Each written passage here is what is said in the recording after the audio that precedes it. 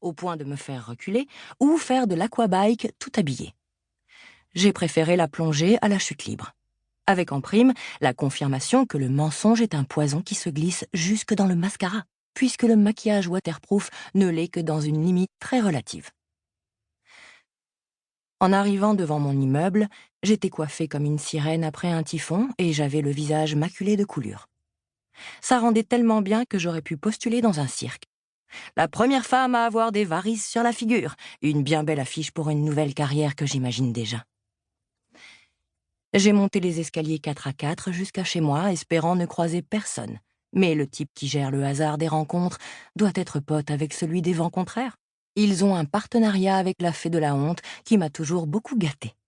Je suis donc tombée sur la voisine du dessous et sa petite fille. La gamine m'a regardée avec autant de fascination que d'inquiétude. Sa mère m'a avoué que depuis, elle fait des cauchemars, mais surtout qu'elle s'est mise à croire aux zombies. Lorsque la météo était plus clémente et les jours plus longs, il m'arrivait de contourner le centre-ville pour emprunter les avenues où s'alignent des propriétés plus élégantes les unes que les autres. Le quartier résidentiel des riches. Des styles d'architecture très divers, du palais néoclassique pompeux aux hôtels particuliers du XIXe siècle, mais toujours de vastes jardins. Un autre monde. Les murs d'enceinte sont si hauts qu'on ne voit pas grand-chose, mais la cime des arbres majestueux suffit à faire mon bonheur.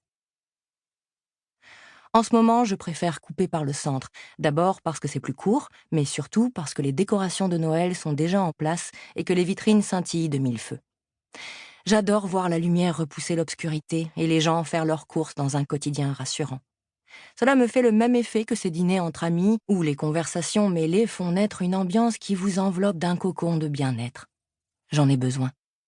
Les illuminations de Noël ne sont pas les seules à agrémenter les rues. Plus on s'aventure au cœur de la ville, plus les feux tricolores sont nombreux. Dans la fameuse base secrète, il doit exister un type spécialement chargé des feux qui passe au rouge pile quand tu arrives dessus. Le mec est doué. Il m'aime beaucoup également, celui-là. Il fait si bien son boulot que le grand patron envisage de lui confier le service des baies vitrées qui ne se voient pas et contre lesquelles tu t'écrases sans aucune dignité. De croisement en croisement, on progresse par étapes successives. On avance d'un rouge à l'autre pour s'immobiliser à nouveau.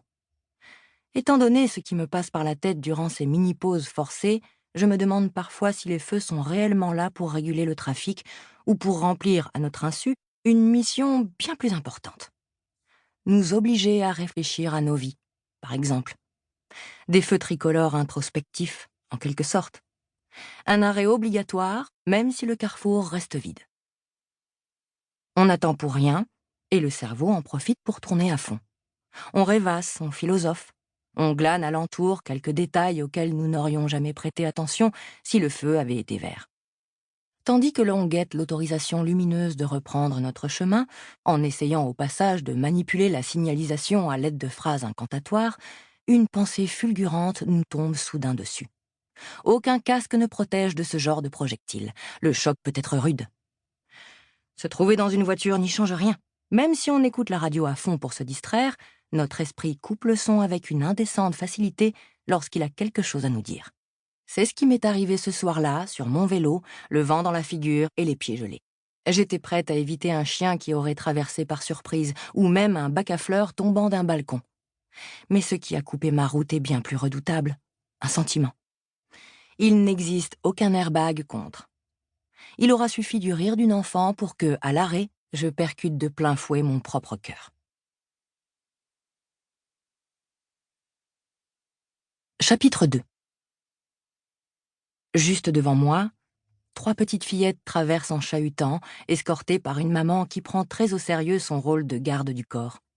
Elles rient, complices et insouciantes. Elles se poursuivent en virevoltant joyeusement. Le passage piéton est à peine assez large pour encadrer leur cavalcade. Elles sont sans doute trop âgées pour croire encore au Père Noël, mais encore assez jeunes pour continuer à tout espérer de la vie. Elles sont emmitouflées de doudounes et d'écharpes.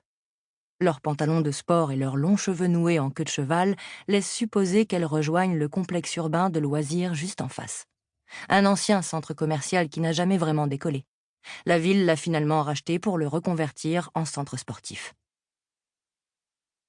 3 cabris qui bondissent sur le trottoir avec beaucoup plus d'élan et d'énergie que nécessaire. Pour continuer à écouter ce livre audio gratuitement, cliquez sur le lien dans la description et vous pourrez l'écouter en entier sans frais grâce à l'essai de 30 jours d'Audible.